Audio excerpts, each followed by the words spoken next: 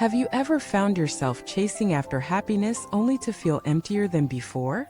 Have you ever achieved something you thought would bring you joy, only to discover it left you feeling more isolated, anxious, or restless?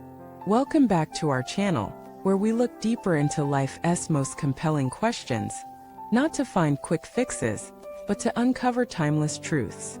Today we explore a profound contradiction that so many people quietly live with. The harder we pursue happiness, the more elusive it becomes. Why is that? And what if the path to true joy is not found in personal gratification, but in something far more expansive: compassion? We live in a world obsessed with self-fulfillment.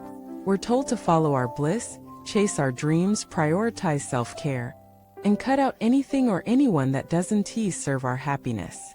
On the surface, this sounds empowering. Who doesn't want to be happy? But look deeper. This pursuit often turns into a trap. We start measuring our worth by how happy we feel. We blame others when we don't feel good. We become addicted to comfort, validation, and instant gratification. And over time, our lives start to revolve around one person: ourselves. And here's the paradox. The more we focus on ourselves, the more disconnected we become. The more we chase happiness as a personal possession, the more it slips through our fingers. Because happiness, as it turns out, is not something you get, something you give. True happiness is not found in taking, it's found in serving. Not in separation, but in connection. Not in the question, what can I get? But in the question, how can I love? The Buddha once said that the root of suffering is attachment to the self.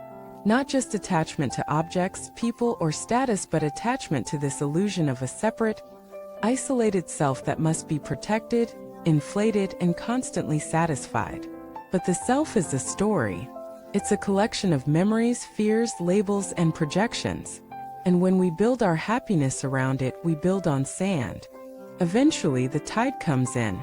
That's why people who seem to have it all often feel deeply unfulfilled. Fame, money, beauty, power, none of these can fill the inner void created by disconnection. Because the soul doesn't crave success. Craves unity, meaning, purpose. And these are not born from getting what you want, but from giving what you are. This is where compassion comes in. Compassion is not pity. It's not feeling sorry for someone. It's the courageous act of stepping into someone's suffering, not to fix them, but to be with them. It's the willingness to hold space for another's pain without trying to escape your own discomfort. It's the understanding that beneath every face, friend or stranger, lives a being just like you. Trying, hurting, hoping, healing. And when you live from that place, something miraculous happens. The walls you built around yourself begin to dissolve. Your heart softens. Your mind quiets. Your life expands. You stop asking, what do I need to feel better? And start asking, how can I bring peace to this moment for myself and others?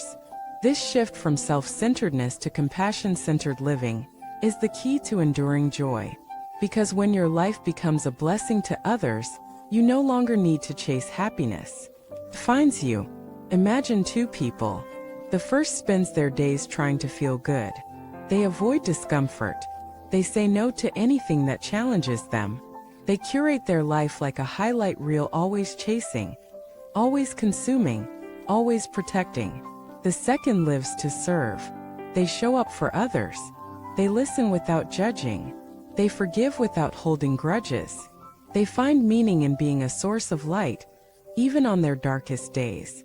Who do you think sleeps better at night? Who feels more at peace? Compassion does not require you to become a martyr. It requires you to become real. It doesn't ask you to abandon your needs. It asks you to expand your heart until your needs and others can coexist. And perhaps most importantly, it doesn't start with others. It starts with yourself. Self-compassion is the soil from which all true compassion grows. Because you cannot give love if you are drowning in self-judgment. You cannot meet others in their pain if you are still running from your own. So ask yourself, when you fail, do you criticize or comfort yourself? When you're hurting, do you numb it or nurture it? When you fall short, do you shame yourself or hold yourself with kindness? The way you answer these questions will shape the way you show up in the world. If you want to be a force of healing, you must first stop wounding yourself.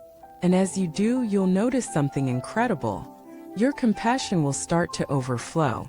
It will move through your words, your actions, your energy. You will stop needing to be happy all the time because you will be connected all the time. And connection is deeper than happiness. It's what your soul came here for. Now let us return to the original question. Why does chasing happiness lead to pain? Because it keeps you spinning around a center that does not exist. It makes you the son of a universe that was never meant to revolve around you. But when you place compassion at the center, everything changes. Your work becomes service. Your relationships become sacred. Your challenges become teachers. Your life becomes prayer. And happiness? It arises quietly, not as a goal, but as a byproduct. A soft contentment. A steady flame. A knowing that you are part of something larger than yourself. So if you've been chasing happiness and feeling more lost, try this. Stop running. Sit down. Breathe. And ask, who needs love right now? How can I offer it? Not just to others, but to the part of me that feels forgotten. Start there. That is the doorway. And once you walk through it, you'll discover something beautiful. You were never meant to chase happiness. You were meant to become it for yourself, for the world. Thank you for watching this video. If this message touched your heart or helped you see happiness in a new light, share your reflections in the comments. Let us create a space of compassion together. Don't forget to like, subscribe, and share this with someone who might be searching for joy in all the wrong places. We'll see you in the next video.